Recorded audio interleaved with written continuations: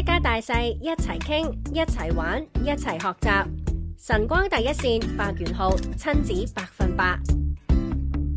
繼續都係恭喜發財，咁啊今日咧就係人日嘅時候啦。電話旁邊喺親子100%亦都繼續邀請到咧就係閱讀專家蔡依依喺度嘅，恭喜發財蔡依依，恭喜發財，祝你身體健康吓咁啊祝蔡心想事成係啦，我亦都祝蔡依依咧就係身體健康，萬事如意，龍馬精神啊！大家咁話啦，今日人人快樂嘅日子啊，初七啊，人日咧咁啊，相信大家都係開心噶啦。除咗人人生日之外，仲可以繼續咧就拜年啦。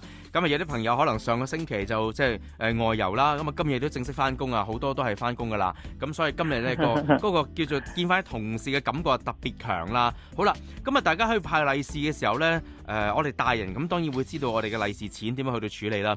但係如果講到小朋友，佢哋又想學習理財嘅，但係又無從入手嘅，咁我呢就真係覺得應該可以從呢一個嘅繪本或者其他書籍上面呢，係可以慢慢引導，甚至乎令到佢哋呢對於理財甚至乎利是錢點樣處理應該有個概念。會唔會呢一類型嘅作品呢，可以俾我哋參考，而佢哋嘅功用多數呢，可以為我哋帶嚟啲乜嘢呢？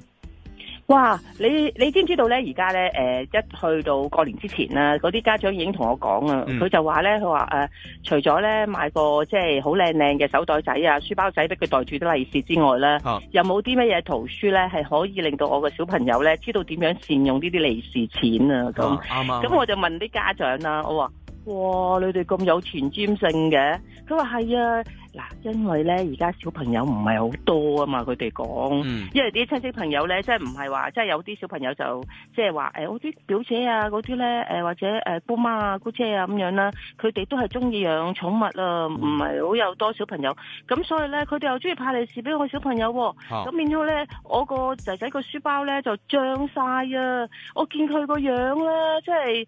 已經知道㗎啦，其實即係嗰啲親戚已經講明㗎啦，話會派利是㗎啦。咁咧，我個仔仔咧見到啲紅封包咧，咁佢就會覺得哇，裏邊係咩啊？當佢知道係錢嘅時候咧，佢隻眼睛就 bling 啦。咁爹哋媽咪就會好擔心啦。咁哎呀，我哋應該點樣教佢啊？咁問我喎，咁我就話其實咧我就唔係理財專家，但係咧我都會有睇啲故事書嘅。咁書裏邊咧其實都有好多嘅信息咧，都係講緊如果小朋友咧即係擁有一啲嘅金錢。佢會點樣處理？咁直情咧有啲古仔書咧，直情講係你要用壓歲錢嚟買啲乜嘢咁樣，或者有啲古仔書咧就直情係講話我係一個好叻嘅理財專家咁樣。咁因為學校都有教呢啲嘅理財概念嘅，咁所以咧小學生咧，我反而覺得佢哋都有基本嘅諗法。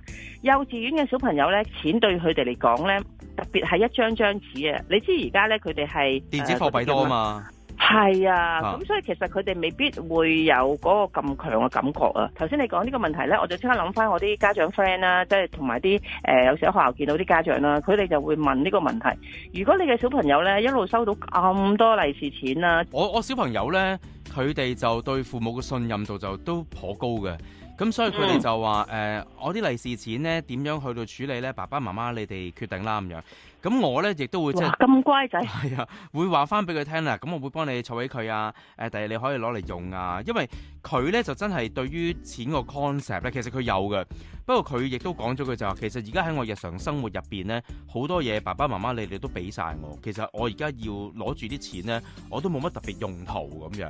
因為佢係啊，佢想要嘅其實覺得好啱，佢想要嘅嘢我哋覺得合理嘅，咁我哋都盡量滿足佢。唔合理嘅會話俾佢聽，呢個唔啱啊，我哋唔會買㗎咁樣。咁呢個佢就 OK 㗎啦。係啦，咁佢就 OK 啊，係啊，即係佢都唔會漏嘅。雖然佢亦都有陣時會同我講，佢好想要咩電話嘅新型號咁樣。咁但係我亦都會解釋俾佢聽，哇！呢個電話你望下喎，仲新過爸爸個型，爸爸都冇用。點解？因為我覺得唔需要咯咁樣。咁佢情感上佢都想要，但係理性上佢都會話咁唔好啦咁樣咯。我就想講呢，原來我哋要同細路仔有呢個錢嘅觀念呢，即係我哋收翻嘅利是錢呢，其實一啲係祝賀嘅錢嚟嘅。咁首先我哋要同佢講翻錢嘅意義係咩啦？利是係人哋對你嘅祝福啦。咁好啦，咁錢嘅價值喺邊呢？就可以俾滿足我哋嘅生活需要啦。咁所以呢，有一啲古仔書呢，其實都係同我哋講翻就係你會唔會有一啲嘅概念？念就係將呢啲錢點樣去分配咧。咁所以咧就我會睇到一啲嘅故事書，佢就會有啲 idea 俾啲家長，就係不如咁啊，我哋攞晒啲錢出嚟，嗱，好似今日年初七咁應該七七八八㗎啦，因為啲翻學啊或者乜嘢咧，就即係啲親戚就已經拜晒年啦，咁就攞晒啲利是錢出嚟，就首先咧就同佢哋數下有幾多張先啦。咁啊幼稚園嗰啲小朋友學識數數啦，咁跟住就分開3個盒啦，一個盒咧就係話俾佢聽，我哋而家有3個盒，咁而家咧我哋就拆晒啲利是，我哋知有咁多錢啦。咁咧佢對數量咧其實錢1000、1萬咁樣，其實佢都唔係好清楚嘅。咁但係要話俾佢聽，呢一嚿錢裏邊咧，我哋有分3個概念，一個概念即係我哋想儲幾多，我哋想買幾多嘢。咁另外咧就係我哋其實見到有好多咧人係有需要嘅，我哋捐幾多錢出去。咁所以咧我哋有3個唔同嘅箱咯。咁呢3個唔同嘅箱咧，其實咧就等我哋拆咗啲利是之後咧，我哋就慢慢同小朋友傾啦。好啦，講到呢一度咧，我哋就諗起另一啲書咧，就係話我哋配合翻嗰個情景，就係有啲細路仔咧會花咗好多錢咧去買佢嘅心頭好嘅。咁所以其實我哋用翻呢啲故事書一路同佢去分享咧，佢既可以令到錢嘅價值佢慢慢可以理解，另外亦都可以幫佢去善用佢最主要錢可以點樣分配。嗱，我哋知道細路仔咧呢一個壓歲錢啊，或者係利是錢咧，其實真係唔係佢用勞力去賺翻嚟噶嘛。係啊。咁所以更加要俾佢知道咧，我哋要識得將呢啲錢如何分配，而幫自己實現將來嗰個計劃啦。即係我想去學嘢，我都要錢噶嘛。咁我可唔可以喺呢一度攞翻出嚟咧？咁樣。同埋有時我覺得咧，父母喺派利是嘅時候咧，都會俾佢知道，其實派利是呢一樣嘢咧，都係一個分享嚟嘅，即係有來有往嘅。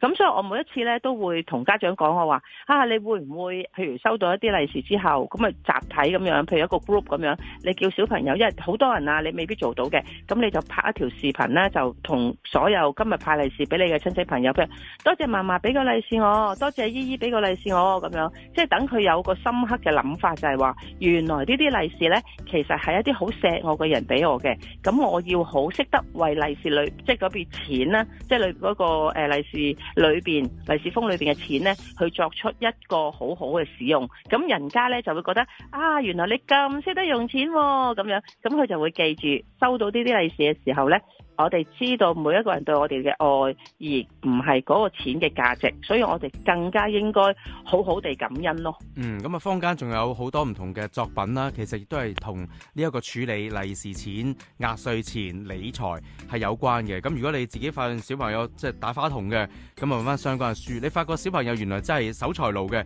又揾翻啲唔同作品嘅題材嘅可能繪本，即係慢慢引導翻佢哋去一個咧就係即係正確嘅理財方向咯。咁所以咧有好多書本係可以靈活運用嘅。咁啊，今日同阿蔡姨傾住咁多先，我哋下次再傾啦。唔該你，拜拜。拜拜。